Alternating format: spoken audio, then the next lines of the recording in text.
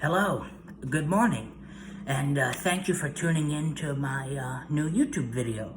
I hope all of you are well, and I know I'm a few days late, but I wish you all a Happy New Year 2020. I just want to talk to you about where I've been and why I've slowed down in some interviewing lately, and more on my acting work and a little bit about me. So I guess it will be a little bio and Q&A sort of deal. Well, as you know, I used to do 3 interviews a week, Monday, Wednesday, and Friday usually, and I've been doing interviews since 2013, I think. Well, I started as a disc jockey. I was a disc jockey for 2 years, then I transitioned to interview talk radio. And I've interviewed actors, musicians, writers, authors, screenplay writers, artists, so forth, journalists. Well, about 4 or 5 months ago, I had to slow down on interviewing because I had a bad health spell. And I'm better now, thank God, and I appreciate the prayers people sent out for me and positive thoughts and good wishes. Well, I'm starting interviewing again, but I'm slowing down just a little bit because, as some of you may know, I'm also a stage actor and a voiceover artist and narrator, so stage productions from time to time keep me busy, and independent short projects and films, and sometimes narration work on YouTube or somewhere on the internet. I lend my voice. So it's not just radio, I'm all over. And I do writing too. I write short stories. I paint, I draw. I'm very creative. So I'm all around in the business doing things independently or with community theaters or centers. So that's basically what's the gist of it. I was sick for 4 or 5 months. Nothing serious, but I had to take a break because I have diabetes. It's autoimmune disease, and if I get sick, I go down very much, very fast, more than others. So if I get sick with just something very simple, I have to take it easy, and I have some other risk factors with that. But enough about the illness. I'm back doing interviews. The interview will be published. No, I think it's already published. Yeah, I just uploaded a interview probably a day or so ago. I interviewed a gentleman. His name's Michael Klein. Years ago, he did radio like me. He interviewed a lot of the old singers like Count Basie, Woody Herman, Benny Goodman, Bob Everly, Helen O'Connell, all the other, a lot of them. And I liked that, the older singers. So that was kind of a trip of the past, even though I'm not from that generation, but I grew up in a household that was an older generation. And Frank Sinatra, probably one of my favorite singers, Jimmy Durante, Burl Ives, Buddy Holly, Elvis Presley, then you get in the country, Johnny Cash, and all the others. So that one's uploaded already. I don't have any more interviews scheduled as of now, but I'm sure I'll have a few coming up. I'm always trying to schedule in one. I have a few in mind I'd like to put out and do. Well, besides interviewing, I've been doing acting work. I put one of my acting videos on YouTube where you can see. I played a killer cannibal fisherman, believe it or not. It's a short story I wrote. A lot of I call them one-man shows. A lot of my one-man shows, the characters I post on Facebook and YouTube, are characters I've written, and I have a binder of short stories I I write. I've done the Killer Cannibal Fisherman. He was very interesting, and a lot of people, and I need to start doing it because none of my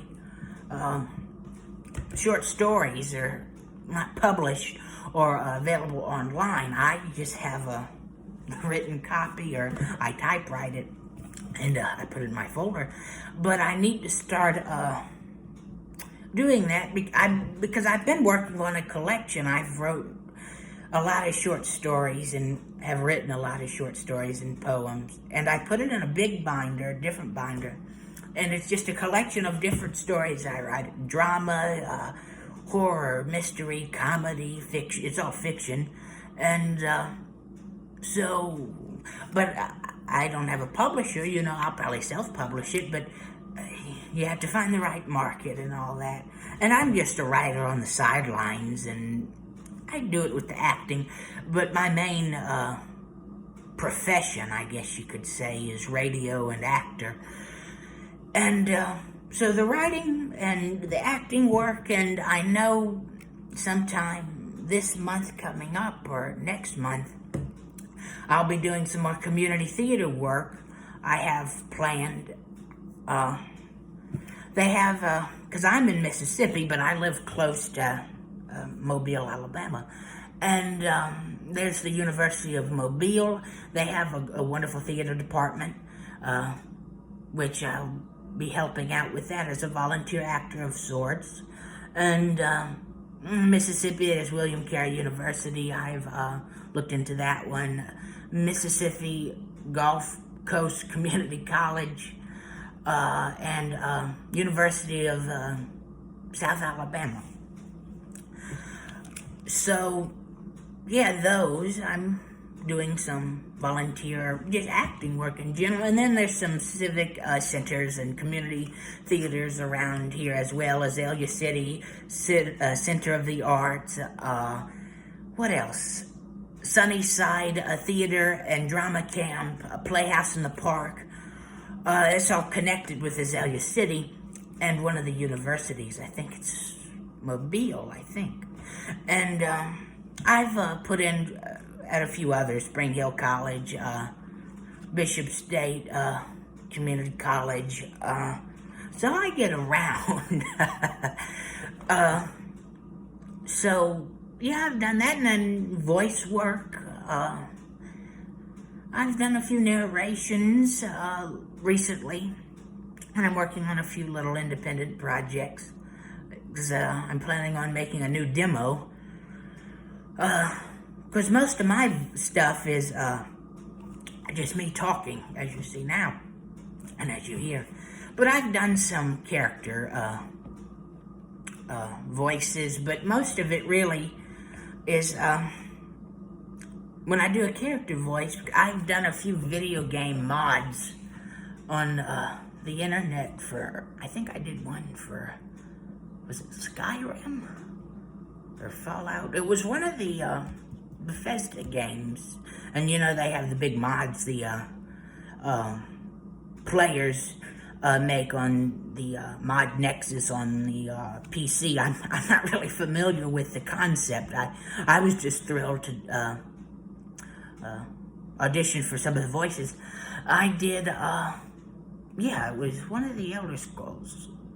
Morrowind Enhanced or Skywind, or I was one of the Dremora voices in that, and I did a few voices for the Imperial Guards, and there was just a few lesser known mods. Excuse me. And I've done that, and then I just do narration work and advertisement, dub narration, and so that, and, the radio show, of course, but I'm all over the place, I'm going to address this because I'm going to do it now before I forget, because someone asked me a few days ago, because I started when I was 13, I'm 19 now. People say I kind of sound or look older. I don't know if it's because I have the high-functioning autism. I'm just an old soul. And I grew up in just an older generation household, and I dress older, and my interests are much older and of the past generation. Well, someone asked me, well, Trey, how did you get started in the business, and what is your advice? And I've done interviews. I've been interviewed on several other radio programs and podcasts, and I have a few of them coming up. Someone's going to be interviewing me, which I've always enjoyed, the tables being switched. And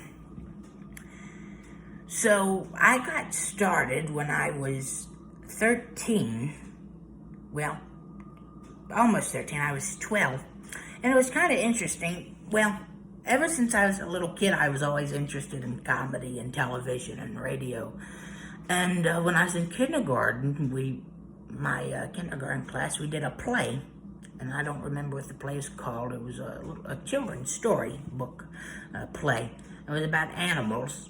And we had these little sock puppets. And I was cast as one of the squirrels. And at first, it was a new concept to me, as this play in kindergarten. And you had to read the lines and, study and rehearse. And I was a little kid, I really wasn't. But once I got doing it, and we did it, and we performed in front of the teachers and the principals and our parents, and, they clapped, and after that, at a young age, at 5, 6, or 7, I want to be an actor. Because I knew what an actor was, because the teacher would tell us, you're young actors. This is what kindergarten, actors, we do plays, And so right then and there, when they started clapping, I like this. Keep it going. Keep it going. I like this. And so I had that thought in the back of my mind. And that kind of stayed in the back until I went to middle school. And we had talent shows every year. And of course you had to audition. And this is another important part. I know it's a long story, but it kind of adds up, I guess. Just bear with me. Talent shows, you had to audition to get a part in the talent show. You wanted to sing, dance, act, do a skit, something. If you had talent, you could be in the talent show, but you had to audition and be professional, even in middle school. And I auditioned for the Christmas talent show. It was during Christmas season. And I was probably, 12? No, because this was before I started the radio show. So probably 10, 11, or 12, or something like that. And I was singing, and I really don't sing much now. That's a different story, but I sang, it was a Christmas season talent show. I sang Frosty the Snowman and Jingle Bells. And they had us all outfitted in Christmas-themed things. I had a Santa tie on and a Frosty the Snowman hat and just a Christmas-themed suit. It was interesting and fun. And I was very nervous when I got in the gymnasium on the stage. They had the microphone. And they let us have, because we were in middle school, if you were nervous, they understand that they would let you have your sheet music up there, or your little thing. If I was singing Jingle Bells and Frosty the Snowman, I had my paper where the lyrics were. And at first I wanted to put it up there. And then because I was nervous, and then I started looking at everyone. I can get this. So I kind of pushed the stand away with the paper on it, and I just started singing. And I sang the 2 songs, and after that, clapping and people standing up, and then, because we had to do it 2 times that day, because it was different shifts. They had parents coming. It was different. It was hard to explain, but you did it once in the morning and once in the evening before you left. So it was 2 talent show things. So I did the morning. I can't wait to do it again in the evening. More people standing up for me and clapping. And And that's what happened. And, that added more to that acting thought in the back of my head. And when I was after that, I was probably in 7th or 8th grade, probably almost going into high school, in 9th grade. I started the radio show. Because I got sick really bad with diabetes, and I was in the hospital for a while, and I don't know, I guess it's just, your mind just starts to think of what can I do? I want to do something. Maybe I can start on that acting kick now, because health kind of makes your mind race like that. And so once I got everything with my diabetes set, got out the hospital, and this was in Louisiana. I was born in Louisiana, and we lived in Denham Springs, Louisiana at the time, near Baton Rouge, the capital, and they had a radio station there. And it's in a big city, and they had some civic theaters and community productions. And so I fiddled with radio. I went online. How do you start your own radio show? And there were a few apps and softwares I downloaded and got the right equipment. And I said, what am I going to talk about? Now I got it. Well, as I said, I did 2 years of disc jockey.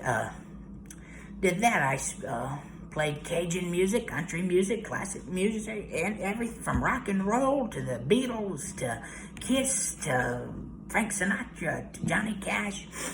And that was for 2.5 years, and I loved it. The first show I taped, at the end of the day, 30 people listened to it. I'm like, wow, already.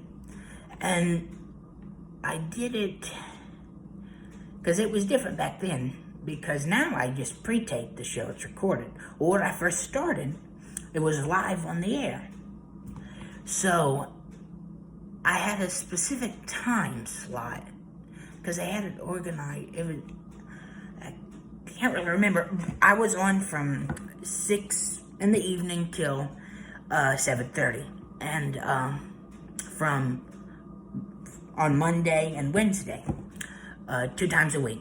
And so I did that, and then I met a radio host and an actor in Baton Rouge, and a voice actor. His name's Scott Innes.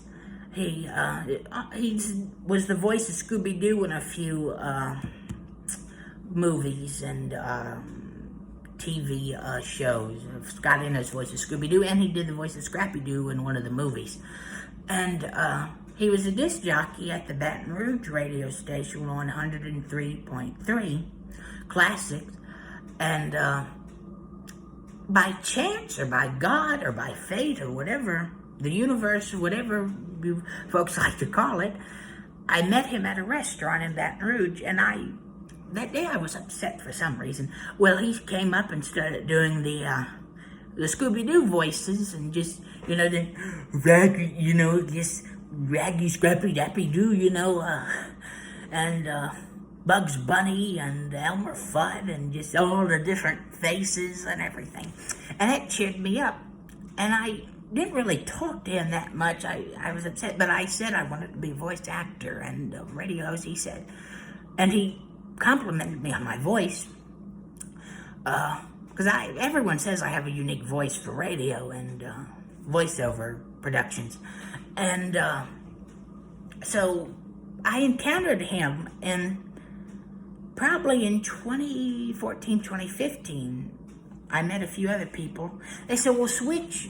Because they said, if you're getting bored with disc jockey playing music, try to switch to another platform in radio, interviewing. Well, who would I interview? And he said, well, try Ordinary People or something.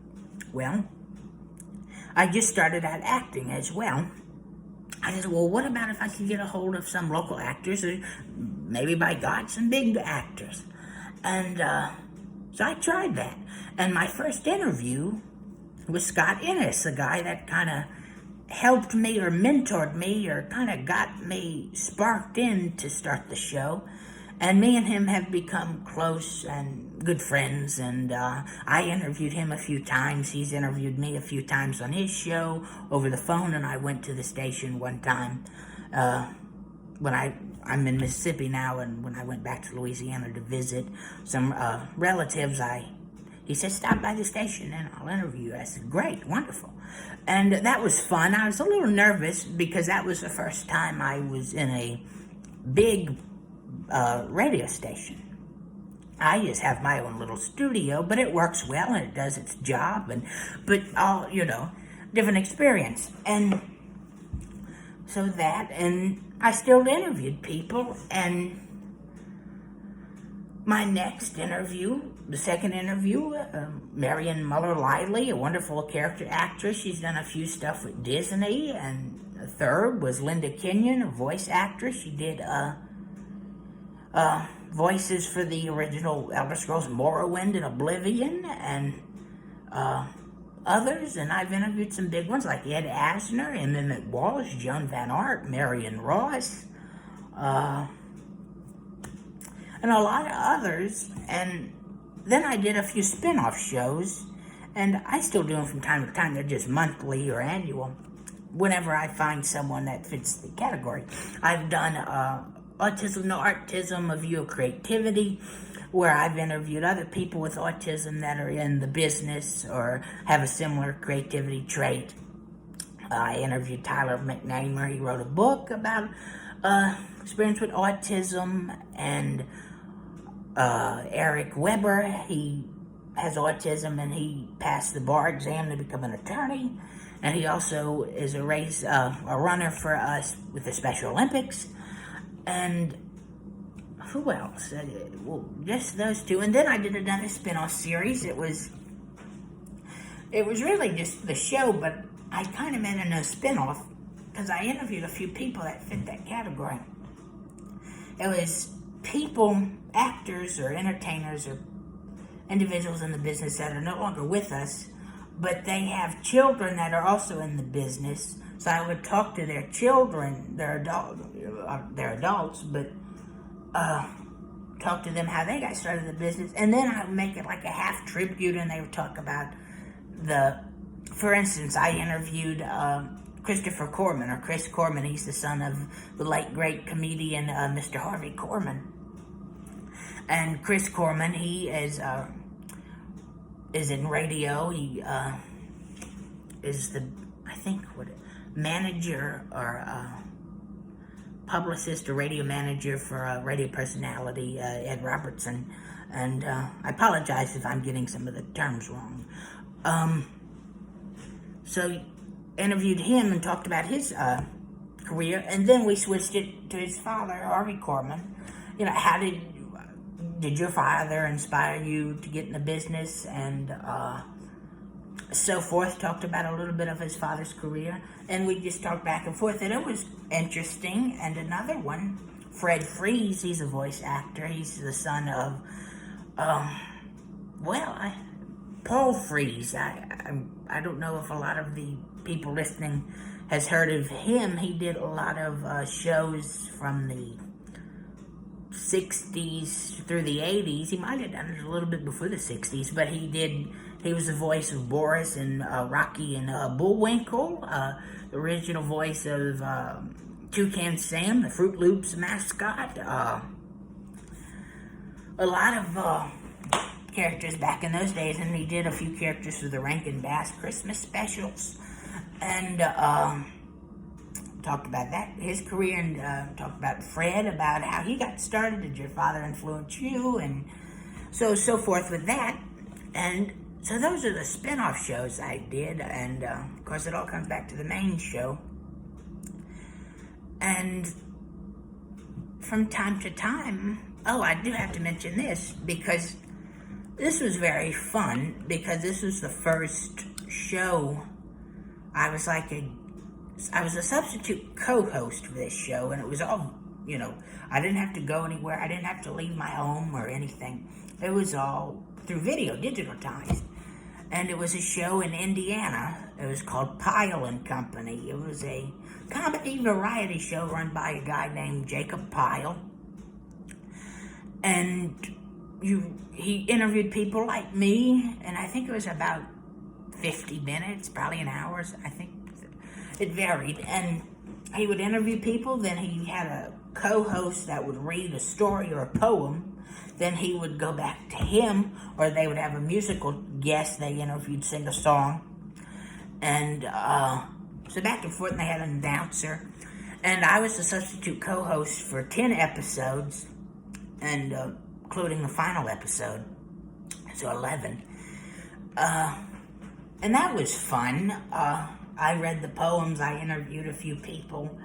Of course, it's all edited, camera editing, and just interesting like that. And read poems. So that was fun, and it sadly ended a few years ago. And Jacob's moved on to other things, and I stay in touch with him from time to time. God bless him. But that's what happens in the business. You do a certain project, and sometimes things just drift apart and move on. But there's always other projects to go. So after Pile & Company, I did 11 episodes of that. And I went back to my show.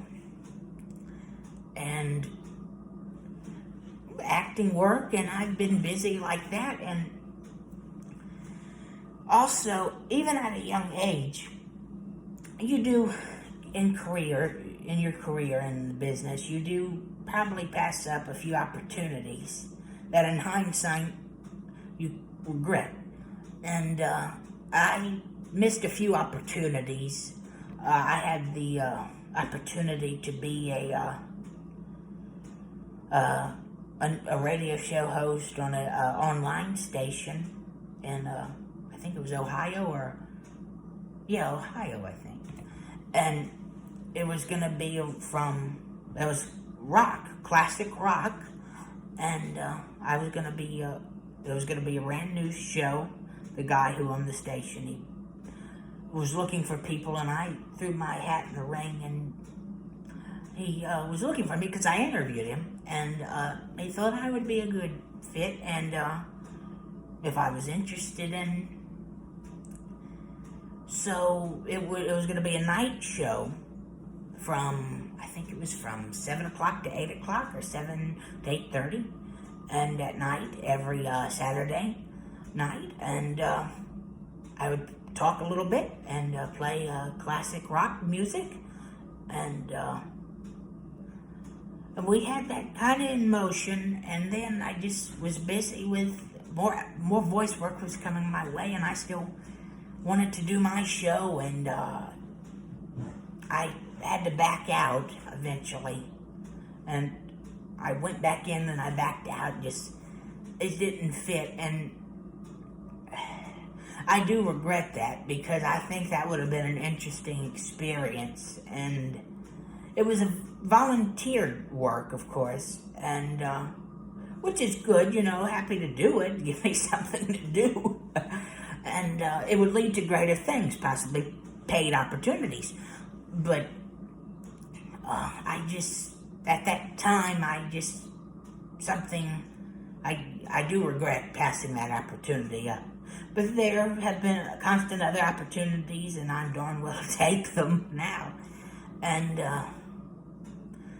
so yeah, and there, even at that young age, you have missed opportunities or regrets. And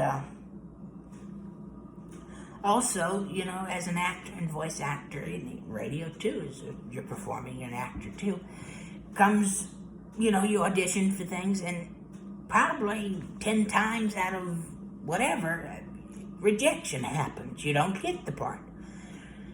And that's most of the business. Acting is auditioning, really. Acting's go to audition, to audition, to audition. And probably, like I said, you don't get it. But there's one spot you do get the part. And you're not supposed to take rejection personally. It's just the business. It's like, oh, they don't like me, or why? I did this better than the others. It's not you, it's just the business. And it may sound interesting, but casting directors, they already have a picture of who they want their character to be portrayed by. And so they have that idea in your head, but the actors don't, and the casting directors, they just have that image already planned out. And so it is a contest, it's a competition, but it's not a popularity contest. It's not, they didn't like me, And don't take it personally, because that will ruin your career. And then acting and things in general in life, you're supposed to have fun. My parents always told me this. If you're having fun doing a job or a project, it's not work, it's fun. And also in the business too, and also it could be said about life too. Well, in the business, I'm trying to aim at in the acting, you can't just be in it for the money. Now, when you get started and steady on the path, money will come along, which is nice and great. But if you're just in it for the money, that's not fun, What are you striving for? Because a lot of the jobs you're not guaranteed payment, or some of it's volunteer work or unpaid jobs. And so it's that.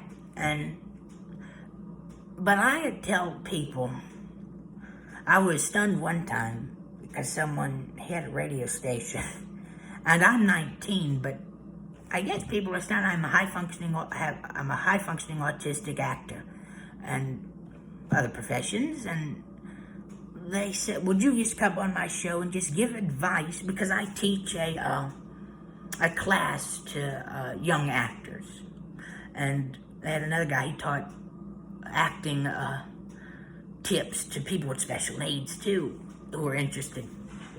And it was like a blog post, and then one was a radio station. Mr. Earls, would you just give us some pieces of advice, or just what is your advice to get in the business?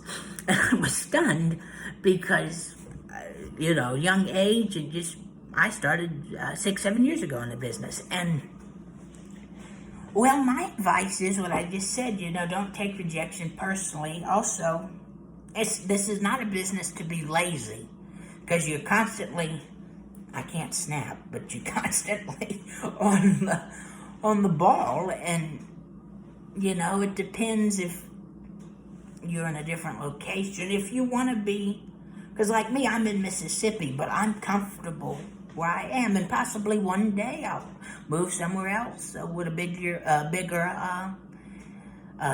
SAG-AFTRA influence, or acting influence, voice acting influence, radio influence, like Chicago, Illinois, Georgia, New York, Los Angeles, California. So who knows? And there's all the states are constantly gearing up and opening more, especially the South, New Orleans and Mississippi, because now the tax incentive, and which I'm not really familiar with. I'm aware of it a little bit, but I suggest you look it up a little bit more. I know I have to. But anyway, it's not a business to be lazy. You can't just be in it for the money. You're constantly on the ball, and don't take rejection personally. Have a thick skin, because this business is not for everybody. And if you have to ask this question, should I be an actor? Well, your answer to that is no, because you shouldn't have to ask that question. And that can be said about radio and voiceovers too, because it's all connected. You just got to find the different niche in there, and just different places to turn to. And if you're a voice actor, make a demo reel, make a demo tape. If you're an actor, if you've done theater or stage, or theater stage, or film or television, make a demo reel, a video. And radio too, make a demo tape of your voices or some of your show tapings. So be prepared and make a resume, and once you get in it, not all actors have agents. I don't have an agent. I really, it's just me. I find all my work, and I'm comfortable with that. And probably in the future, I might get an agent, or I might just. But a lot of people tell you you need to get an agent once you get in there, and which is true. I go with that advice. I'm still learning with that part, and that's another thing. You're always learning. There's always room to learn. You never stop learning. You know, there's actors who've been in the business for years. They still don't have an agent. Well, get in line. You know that even if you're an actor in your 80s, 70s, you're always learning, and you just keep going. And so that's about it. My advice. I'm sure there are other pieces I could give you. If people have questions, you can comment on the YouTube comments below, or email me, and my email will be in the description for the video. And how long did this video get? 35 minutes. Well, it might be a long video, but I hope you listen to all of it and enjoy it. And thank you, and it's my update, a little Q&A, a little bio of me and stuff going on. Thank you very much, and I wish you all a very blessed, healthy, happy 2020. Thank you, and as always, God bless you all.